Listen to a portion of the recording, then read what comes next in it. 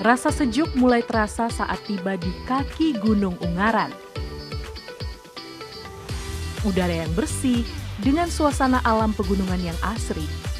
Inilah suasana yang selalu didambakan.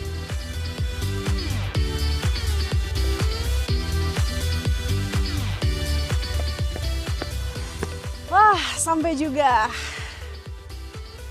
Berada di ketinggian 1.200 hingga 1.400 meter di atas permukaan laut, kompleks percandian Gedong Songo seperti taman alam dengan 5 buah candi. Letak masing-masing candi pada ketinggian yang berbeda. Semakin tak sabar, saya penasaran untuk segera menjelajah kawasan ini. Pak. Tiketnya 1, Pak. Silakan. Terima kasih.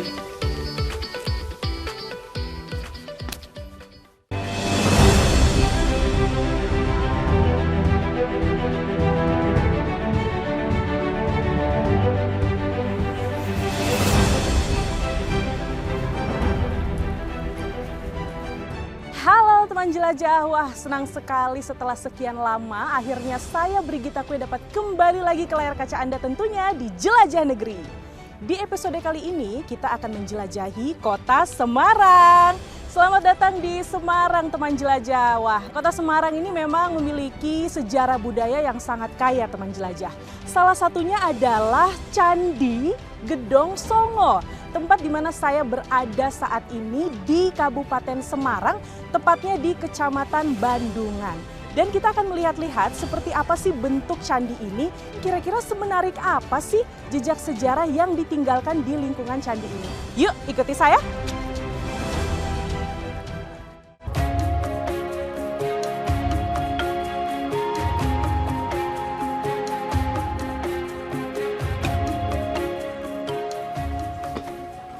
Selamat siang Pak, tiketnya.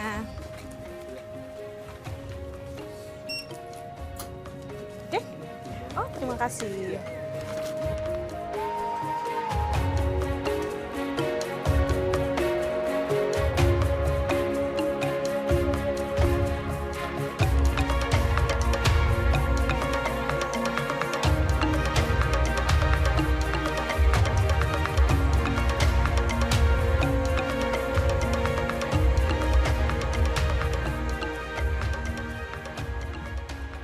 Menjejakkan kaki di Gunung Ungaran, lokasi kompleks Candi Gedong Songo, seperti menapaki peradaban masa lampau.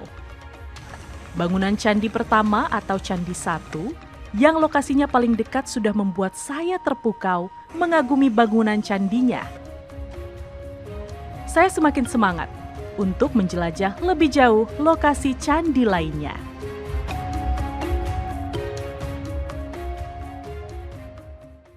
Oke teman jelajah, jadi untuk mengeksplor Candi Gedong Songo ini memang ada 2 cara. Bisa dengan jalan kaki dan juga naik kuda. Kalau berjalan kaki untuk sampai ke titik yang paling jauh itu dibutuhkan waktu 1 jam. Dan kali ini saya memilih untuk naik kuda. Yuk ikuti saya.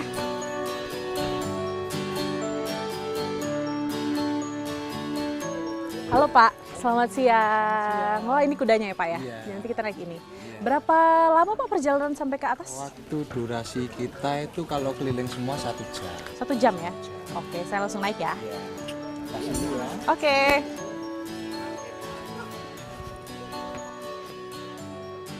Kuda yang saya naiki bernama Dewi. Saya pun diberi sedikit bekal dan arahan cara memegang kendali kuda dan posisi tubuh yang tepat ketika menaiki kuda. Saya akui cukup gugup karena ini kali pertama menaiki kuda di atas gunung. Berharap semoga si Dewi bisa berjalan dengan pelan dan tenang ya teman jelajah. Terlebih ketika kita melewati medan menanjak yang cukup terjal. Tahu akan kondisi cuaca saat ini, saya memilih menuju lokasi candi yang terjauh lebih dulu, yaitu Candi 5. Letak Candi 5 berada di lokasi bukit yang lebih tinggi dari letak candi lainnya. Langit terasa semakin mendung, dan benar saja, yang semula turun rintik, hujan berangsur turun semakin deras. Jadi saya mengenakan jas hujan. Tak apalah, Perjalanan tetap dilanjutkan.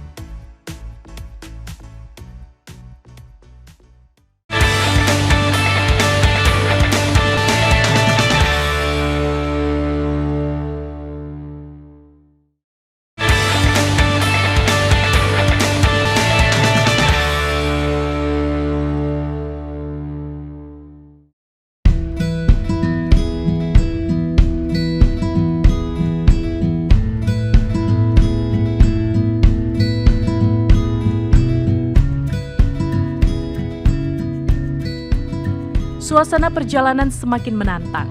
Medan yang ditempuh juga semakin sulit. Tetapi saya bersyukur kami bisa terus menaiki Gunung Ungaran ini tanpa halangan. Dengan tekad yang tulus kendati di tengah hujan, akhirnya tibalah kami di Candi Kelompok 5 dan 4 yang berada di titik paling tinggi.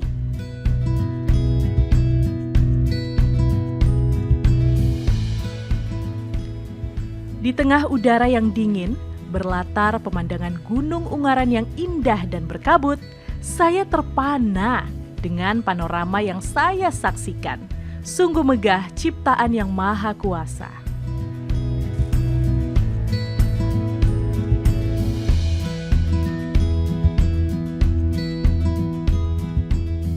Kompleks percandian yang terletak di Kecamatan Bandungan dan Sumowono dibangun berderet dari bawah hingga puncak bukit di lereng Gunung Ungaran. Ini menunjukkan karakter candi yang sangat spesifik, yaitu sebuah perpaduan antara dua religi yang bersifat lokal dan global. Candi yang ditemukan Thomas Stanford Raffles pada tahun 1804 dan merupakan peninggalan budaya Hindu dari zaman Wangsa Shailendra abad ke-9 tahun 927 Masehi ini masih berdiri kokoh hingga saat ini.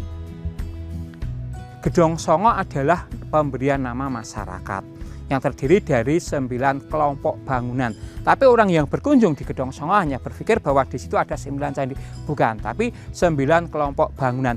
5 kelompok bangunan yang masih bisa dilihat saat ini adalah sebagai ekspresinya. Yang bisa dilihat bentuk ornamennya, ukirannya ini ada 5 kelompok. Sebetulnya kalau kita lihat semuanya, ini dari Candi 1 sampai keliling ini ada 9 kelompok. Kalau dilihat dalam arah peta seperti arah mata angin, itu ada sebagai tata letak dari Candi Gedong Songo ini. Sebenarnya ada di 3 titik di dalam hutan yang tanpa pemandu atau petugas yang mengantar, jarang orang yang tahu. Sebenarnya benar-benar ada 9 titik. Sebagai titik ke-9-nya adalah candi keempat itu ada 9 candinya. Itu yang di kelompok 4 boleh dikatakan sebagai mandalanya Gedong Songo. Itu jadi keempat itu karena di situ satu induk dikelilingi 8 candi perwara.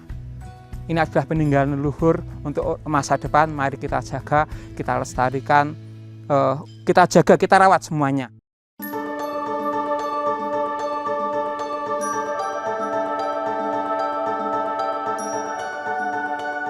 Saya begitu takjub melihat guratan-guratan pada batu-batu candi ini. Bangunan yang menjadi saksi bisu peradaban Hindu pada masa Wangsa Shailendra. Saya lalu kembali berkuda menuruni lereng Gunung Ungaran menuju ke spot candi kelompok 3 dan 2 dan untuk kembali ke Candi 1. Di tengah perjalanan, singgah sejenak dulu nih di lokasi kawah kecil ini yang disebut Kawah Ijo. Sungguh indah sekali pemandangan alam yang disuguhkan di tempat ini. Wow. Nah, itu dia teman jelajah. Kawah di lereng Gunung Ungaran. Bisa terlihat di belakang saya, namanya Kawah Ijo. Nah, itu dia.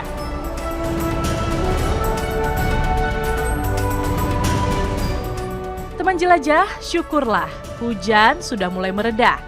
Saya kembali berjalan mengitari kawasan hutan pinus Vanaprastha yang terletak masih satu kompleks dengan Candi Gedong Songo. Suasana yang asri, udara yang sejuk, melengkapi suasana hening di antara rumah heritage, rumah kayu jati yang telah berusia lebih dari 1 abad ini. Villa-villa ini dulu bekas rumah dinas pejabat perhutani. Yang kurang lebih bangunan ini didirikan pada tahun 1920-an. Untuk tanamannya perhutani sekarang sudah ada kerjasama dengan masyarakat, yaitu namanya LMD, Mbak. Di sini LMDH yang dikelola LMDH yaitu di petak 6I, itu kerjasamanya tanaman kopi di bawah tegaan. Jadi tanaman pinus, kemudian di bawahnya ada tanaman kopi yang ini yang ditanami oleh masyarakat, nanti sharing, hasilnya sharing, Mbak. Jadi untuk perhutani itu 25, kemudian dari masyarakat 75%.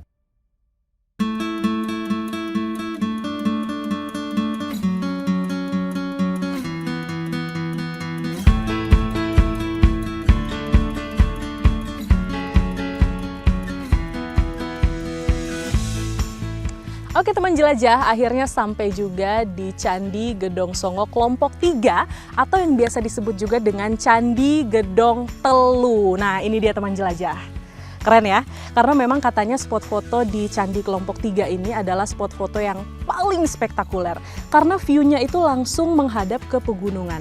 Ada Gunung Merbabu, Gunung Merapi, Gunung Andong, dan juga Gunung Telomoyo. Nah selanjutnya kita akan menjelajahi Dusun Semilir teman jelajah. Penasaran seperti apa? Yuk ikuti saya di Jelajah Negeri.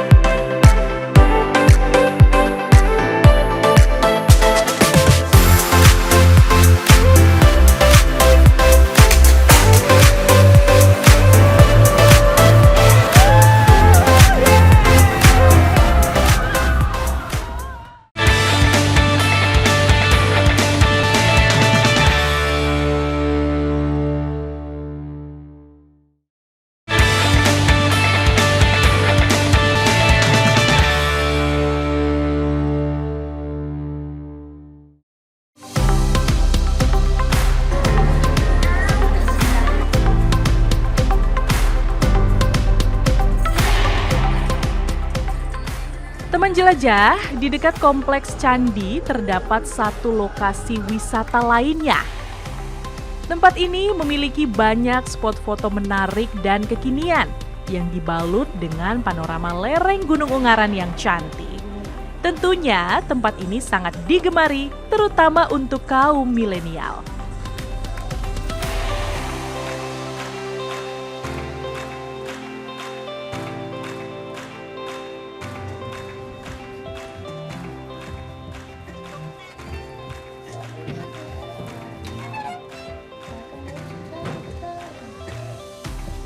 Nah, ini nih salah satu spot foto kekinian yaitu balon udara. Dan banyak juga loh teman jelajah spot-spot foto lain yang tidak kalah menarik.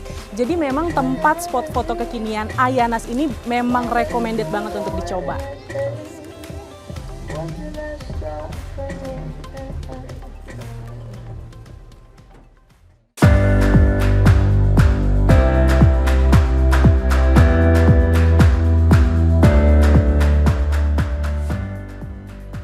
Beragam destinasi wisata lainnya terus tumbuh dan berkembang, membuat Kabupaten Semarang menjadi magnet baru dalam dunia pariwisata. Salah satu tempat wisata yang juga tak kalah populer dan menjadi destinasi wisata favorit keluarga adalah Dusun Semilir.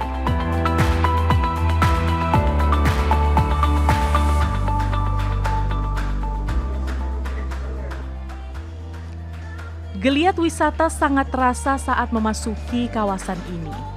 Mulai dari pintu masuk yang langsung disambut pemandangan Dusun Semilir, melewati lorong-lorong berhias lampu dan pernak-pernik cantik, lengkap dengan berbagai stand jajanan khas kota Semarang.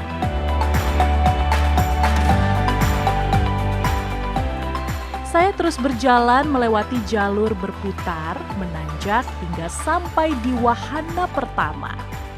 Wahana yang satu ini cukup menegangkan, membuat jantung siapapun yang mencobanya berdegup kencang. Kembali lagi di Jelajah Negeri. Nah, teman jelajah, pariwisata di Kabupaten Semarang ini semakin tumbuh dan berkembang. Tidak heran kalau Kabupaten Semarang menjadi salah satu magnet baru khususnya dalam dunia pariwisata. Nah, sekarang saya akan mengajak teman jelajah untuk mengeksplor salah satu tempat wisata kekinian yang menjadi destinasi favorit keluarga. Apalagi kalau bukan Dusun Semilir. Dan sesaat lagi saya akan mencoba salah satu wahana ekstrim tapi sekaligus mengasihkan, apalagi kalau bukan perosotan raksasa. Nah, penasaran seperti apa? Tetap ikuti saya, let's go!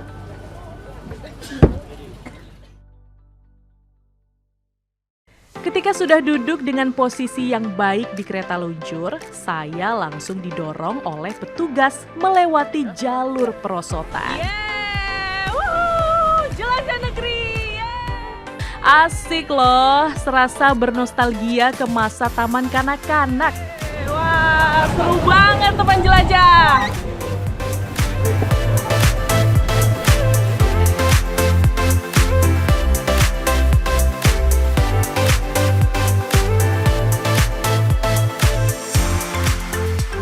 Lanjut berkeliling Dusun Semilir dan tiba di lokasi alun Eropa yang mirip seperti Santorini dan Venesia.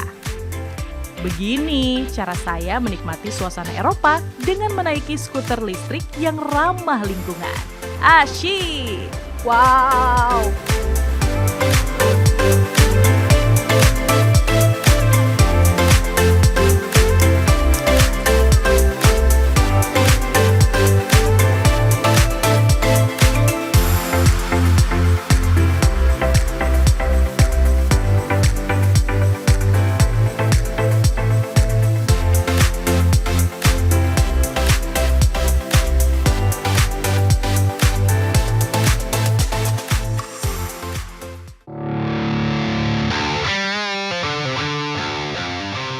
Bergeser dari area water park, saya melanjutkan petualangan menguji kemampuan permainan menembak di arena paintball.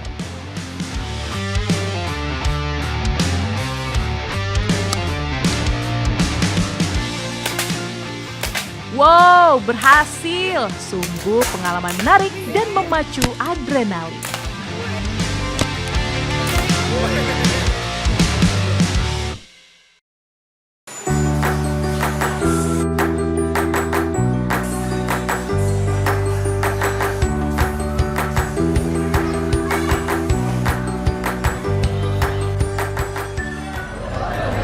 Oke, let's go, kita cek Dusun Salju. Petualangan di Dusun Semilir diakhiri dengan memasuki Dusun Salju. Tempat ini memang sengaja disulap menjadi seperti daerah kutub. Aslinya sih dingin dari AC sentral super dingin dan tumpukan serutan es sebagai arena bermain.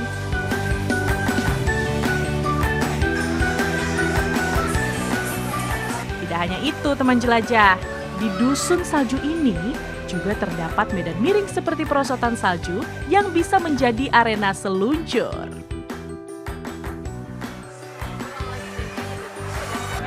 Ya, kita coba.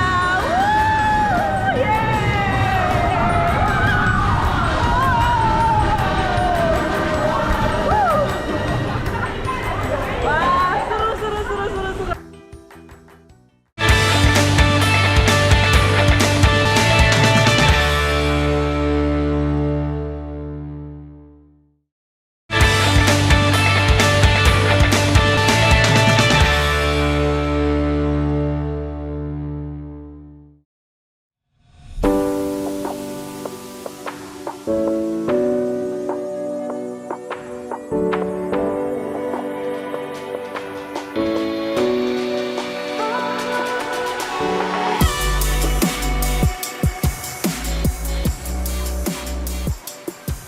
Jelajah di Semarang belum berakhir sebelum menyusuri jejak-jejak peradaban zaman kolonial yang masih menyisakan keunikan arsitekturnya.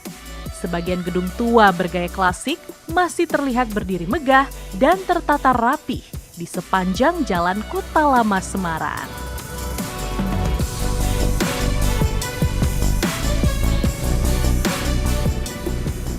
Kekayaan Kota Semarang akan kultur yang beragam tentu tidak terlepas dari sejarahnya. Heritage Semarang yang kaya akan bangunan tua bergaya kolonial ini memang memiliki nilai warisan dengan budaya yang sangat tinggi. Dan sekarang saya akan mengajak teman jelajah untuk mengeksplor seperti apa suasana di Kota Lama Semarang. Penasaran seperti apa? Tetap ikuti saya di Jelajah Negeri.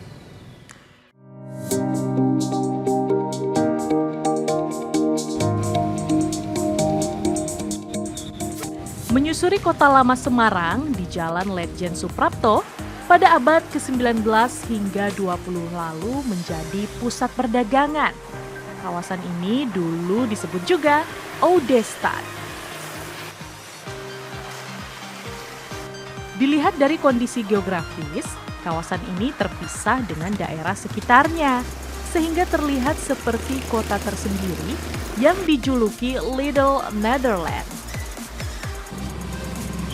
Kawasan Kota Lama Semarang ini menjadi saksi bisu sejarah Indonesia pada masa kolonial Belanda lebih dari 2 abad. Dan lokasinya berdampingan dengan kawasan ekonomi dan stasiun Tawang.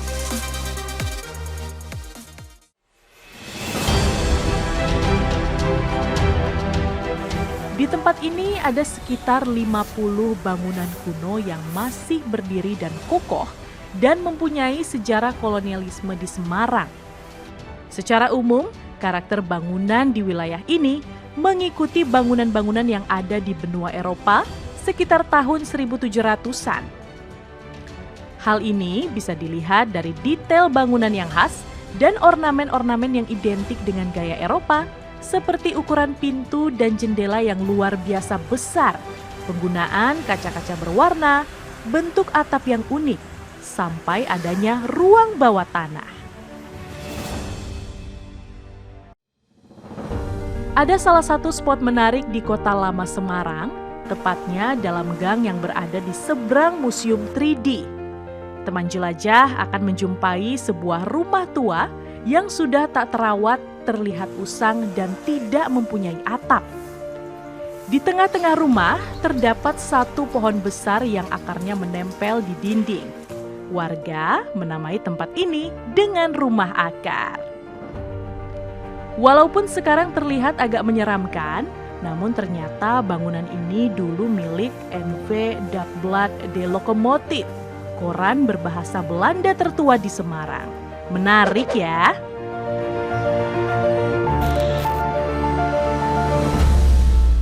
Saya pun kembali mengelilingi Kota Lama Semarang untuk ikut merasakan jejak sejarah peradaban Belanda di Indonesia. Hal ini semakin membuat kita sadar dan bersyukur akan kemerdekaan Indonesia saat ini.